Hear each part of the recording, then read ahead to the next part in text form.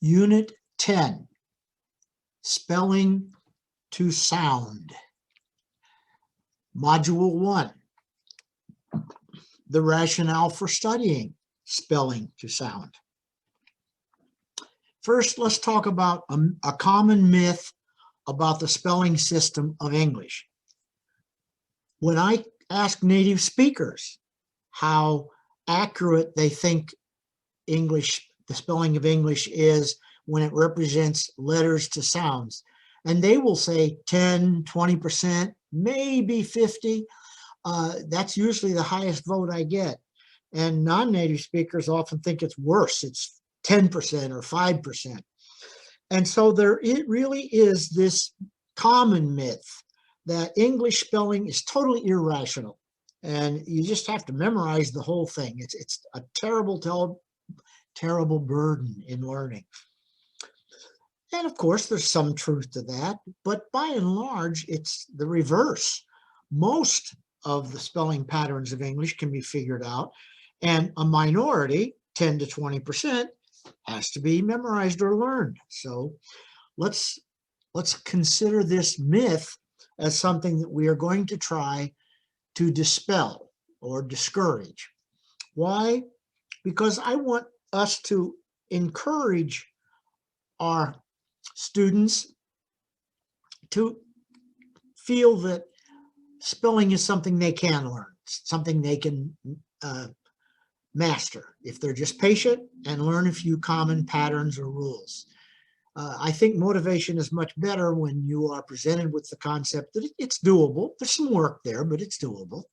And when you point the brain in that direction, I think students are much more calm and accepting of the burden, and they have more effective learning. So to begin, there are solid arguments for as many as 50% of the sounds being pretty much hooked up with their spelling. And then there's another argument that you can come up with rules or patterns for another 30%, which means as much as 80% can be learned and mastered in a reasonable manner. All right. And so remember, our rationale is help the students first counter the myth. Second, give them an overview that points them in the right direction. And these approaches can be very useful for the students. Now remember that the English alphabet is basically derived from the Latin alphabet. And the Latin alphabet in turn was derived from the Greek alphabet, which is the original alphabet, and indeed all other alphabets are derived from it. Notice that the term alphabet itself is a word composed of alpha and beta, the first two letters of the Greek alphabet. So now by learning that alpha and beta are the first two letters, you know the origin of the word alphabet. English, as we have seen, is a Germanic language and has a lot more consonants and vowels than Latin and Greek. So now we have yet another problem. We have to represent a different language with a system that came from two different languages before it. Now, to begin with, we have to remind ourselves that all alphabet systems attempt to represent the phonemes of a language, but not its allophones. And native speakers are not aware of allophones, as we've said. Now, if we focus in on Latin, from which we borrowed our symbols, Latin has fewer consonant symbols than English and only 5 vowel symbols. And so the large discrepancy resulted in some strategies or techniques for representing the missing sounds. Now remember, in this following section, we are attempting to go from spelling to pronunciation. This is the most complicated way of trying to learn English, but since many of our students are in a situation where they can't hear or see much English, or interact with native speakers, this gives them a parallel system for perhaps figuring out the pronunciation of words.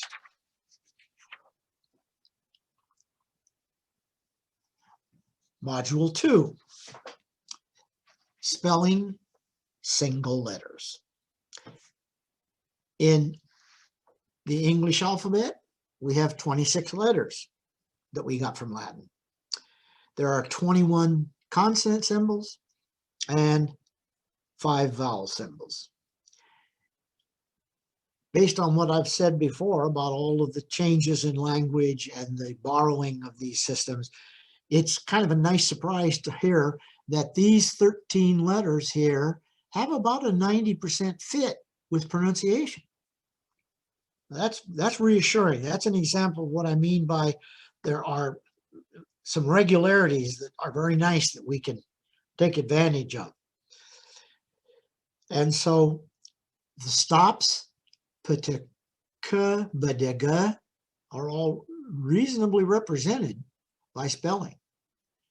M and N, the nasals, V and H, the fricatives. As you can see, the fricatives are not very well represented in spelling. So that's one group that we have to spend more energy on. But W, L, and R, the approximants, their symbols are reasonably useful. Let us now look at the letters below here, which are going to be examined in more detail. The letters K and C are interesting in English. The letter K is pronounced K as the voiceless stop only about 10% of the time. So it's not very representative. However, the C is pronounced K about 70% of the time. So together they're 80%. And why is this? Well, the reason goes back to some historic changes, as I told you, that take place in language. And this pattern has been described as the hard C and the soft C. The spelling C is pronounced S before the spelling symbols I, E, Y. And the letter C is pronounced K before the vowel symbols, spelling symbols, U, O, A. So the first example,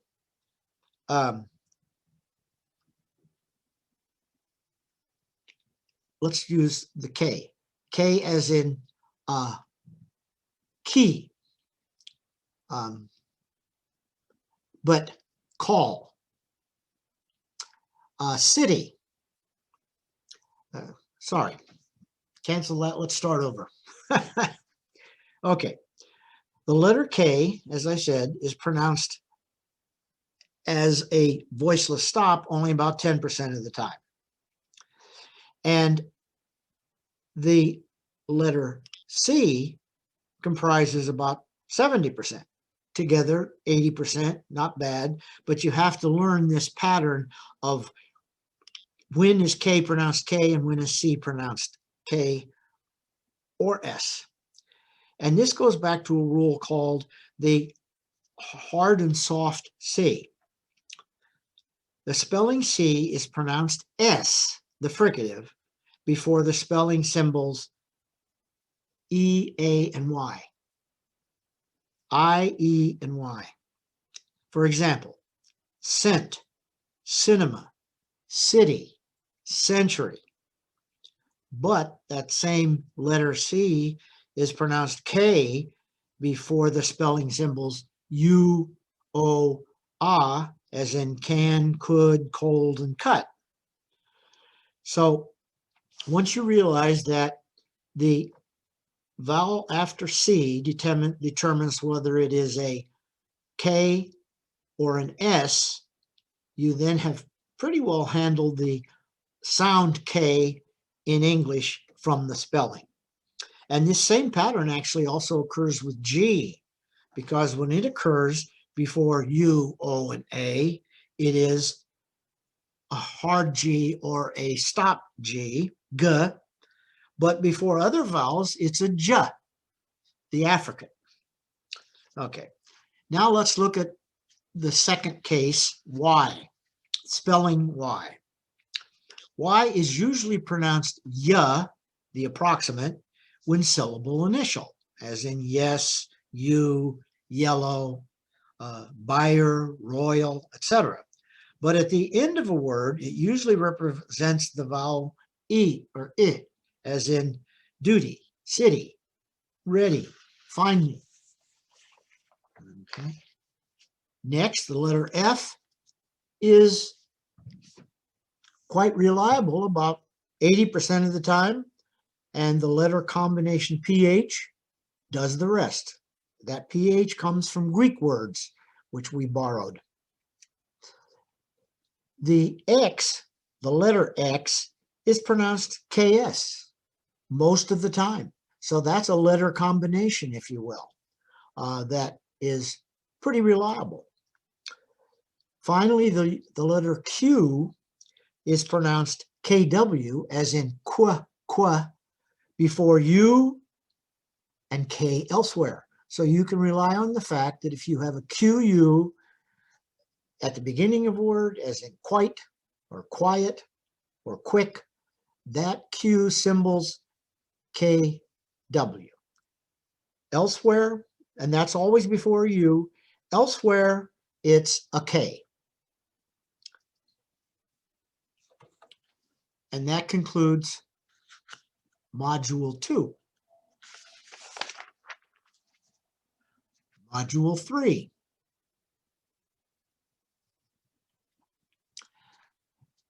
We're now going to look at letter combinations, which signal phoneme pronunciations. So in the last section, we looked at single consonant letters and found that there was quite a bit of reliable pattern that you could depend on. And indeed, some of these patterns are quite useful. Like the spelling TH represents two different phonemes, theta and thorn, which come from German and are not found in Romance languages like French and Spanish and Latin at all. Indeed, they are somewhat rare in the languages of the world and can be a learning problem. Because they are both represented by approximately the same spelling, you have to really learn whether they are voiced or voiceless. Thin versus then, though versus throw, etc. Now let's look at the combinations NG.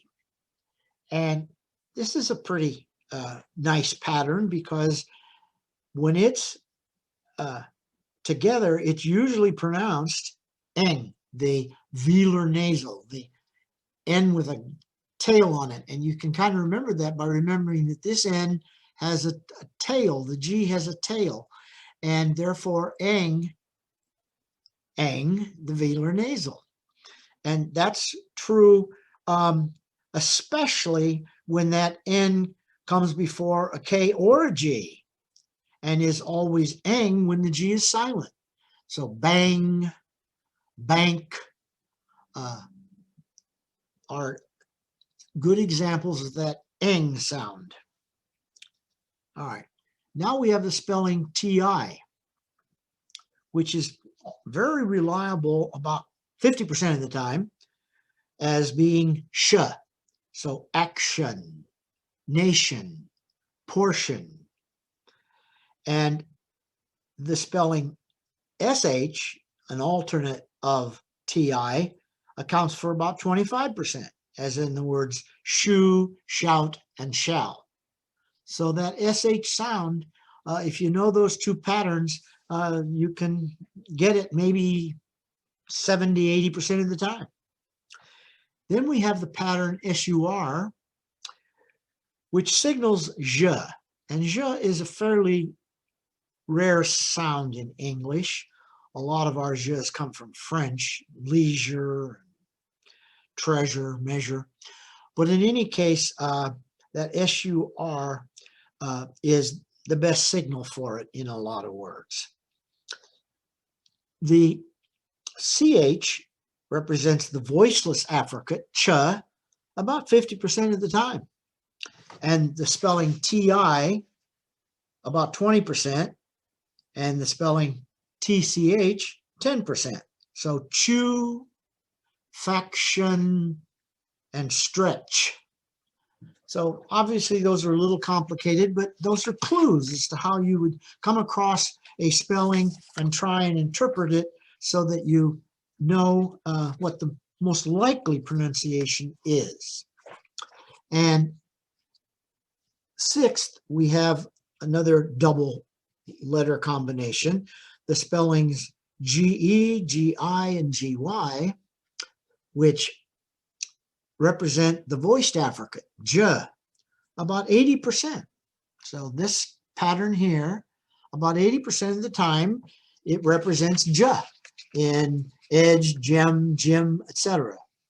And the spelling J, as in joke and jewel, accounts for the rest. So a relatively learnable pattern. And finally, the ER at the ends of words is pretty reliable, as it's pronounced as schwa or schwar, schwar or schwur, some pronunciation like that, which is a merger of schwa and R. So that actually becomes one R-like sound, if you will, at the very ends of words. All right, let's talk about double letters in the sense of double consonants. If you have two identical consonants which occur in spelling side by side, they are merged in pronunciation so that only one consonant is actually spoken. This is an interesting feature about English, and it contributes to the quick speech phenomenon of words and the sounds in words being squeezed together. We just don't pronounce those double letters. And indeed, in spelling, when there's a double letter, that's often used to signal a difference in pronunciation. So for example, dine, D-I-N-E, which has the silent E pattern at the end, versus dinner. The double N signals that we have a short vowel instead of a long vowel. Wine versus winner, and biter versus bitter. Okay. This pattern here of figuring out the spellings of all these possible letters works best in single words. In single words, these rules apply very strongly and very often. But as I have tried to emphasize, in quick speech, words are crammed together, and English has this rule of keeping the syllables shorter and shorter as the word gets longer. And the way it accomplishes that many times is by deleting consonants, changing consonants. And so we don't expect to find in long words the same patterns that you would find in a single word. Logically speaking, you could break a long word such as industrialization down into its parts and pronounce those. But as I've just mentioned, when you squeeze all that together, there's an awful lot of vowel reduction to schwa and consonants merging, and this is very much a way of understanding quick speech. Now let us end by reminding ourselves of the rationale here. I don't think you should teach all these spelling patterns to students to memorize and so that they can then master English spelling. I think it's much more reasonable to give them some rules to focus their attention, to motivate them, point them in the right direction, tell them English is not irrational, it can be figured out, but there's work to be done, and yes, a lot has to be memorized, but it's not nearly as complicated or difficult as you might think.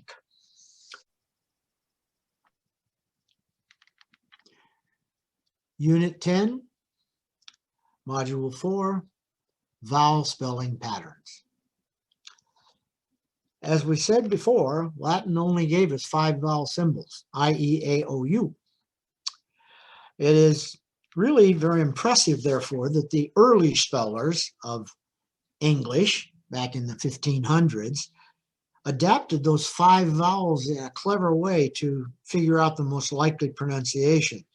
And that's why even in today's spelling, we have a lot of double vowels to represent different vowels. But we're not going to describe this system in any detail because there was a dramatic sound change in the vowel system of early modern English, which created a big difference in that earlier system. But there are still some spelling patterns which have remained, which can be useful. Let's notice that those 5 vowel symbols, if you pronounce them, they're all long vowel pronunciation. I, E, A, O, U. So those are, they all got the 5, those 5 symbols got the long vowel pronunciation. It's a little way to sort of represent them.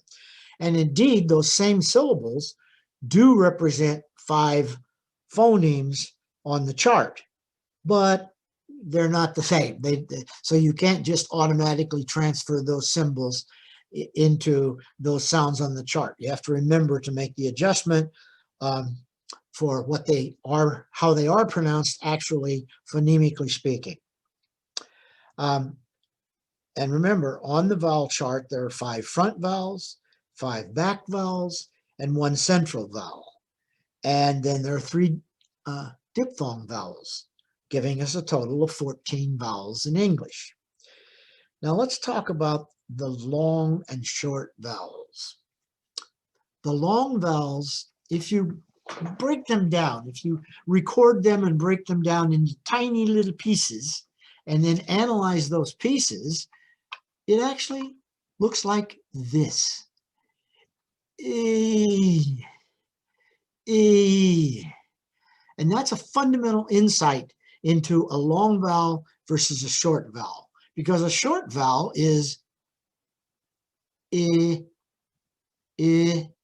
Notice, long, yes, it's definitely longer. It also starts off a little below, goes to the high spot, and then goes to the approximate, yeah, which is a palatal articulation. So these long vowels are very, quote, long, complicated, drawn out. All the short vowels are short, steady, and sweet. And that pattern is so basic because it gives us an insight into how we can deal with the vowels of English and reduce 14 vowels to a much simpler system of 2 sets of 7 vowels, long versus short. And the long are very different from the short. And that really helps us in speech because the brain is always processing these sounds. And that's one of the things they do is the brain pattern, brain functions are trying to make sense out of these words. And so they pay attention to these vowels and in particular to this long versus short pattern. And so that process right there shows us that if we want to help our students out, we should emphasize to them long vowels have this movement, this dramatic movement. Short vowels, short, short, short, steady, steady, steady. Those are 2 important patterns. And if you keep track of those, you're really going to have a much better grasp of the vowels of English. And by the way, when I gave you the example with E versus I, The same pattern occurs with A. So notice A and E and U and and O and O. So 4 long vowels, E, I, A, O, E, A, U, O, and 3 affricates. Pardon me, 3 diphthongs.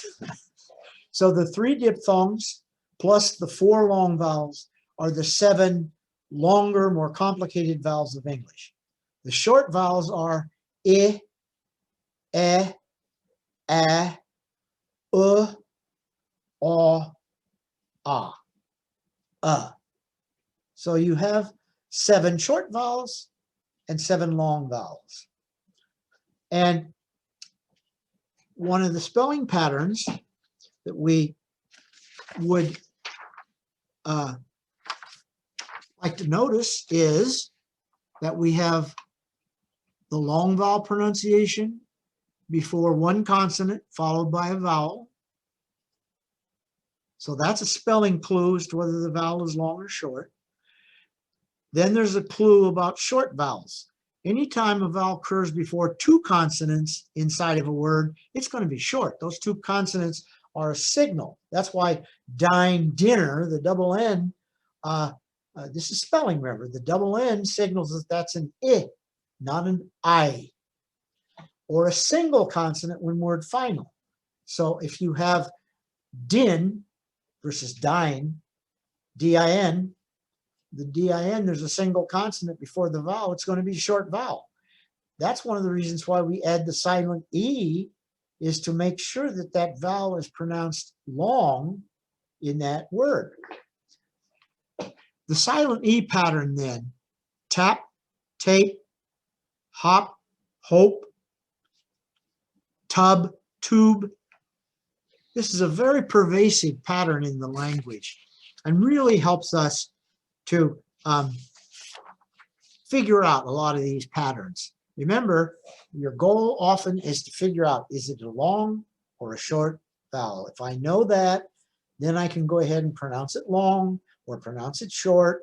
And if that's in stressed syllables, remember to go back to the concept of stress and what happens to syllables when they are or are not in stress. So if it's the stressed vowel in a word, and I can figure out that it's going to be long, then I'm going to pronounce it long. Or if it's short, as in din, the stressed vowel is I, then I know that it's got to be like dignity. I. Why digna? It was followed by 2 consonants. So in dignity, I know that I have a short vowel pronunciation rather than a long vowel. Because in dynasty, you have only 1 consonant after the vowel, and it gets the long pronunciation. Well, those are all examples of this approach to trying to figure out the spelling pronunciation. Now, I don't like this as the primary teaching process in teaching someone English. I've put it in the last chapter for that reason. It's not my primary strategy.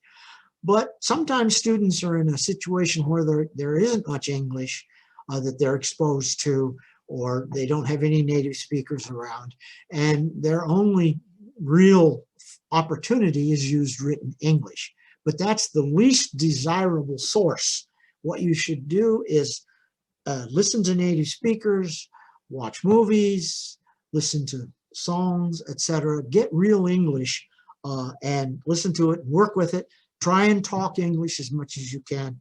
Those are much more productive methods of learning English. But if all else fails, if all you have available is writing, these were at least some helpful clues. And that concludes Unit 10.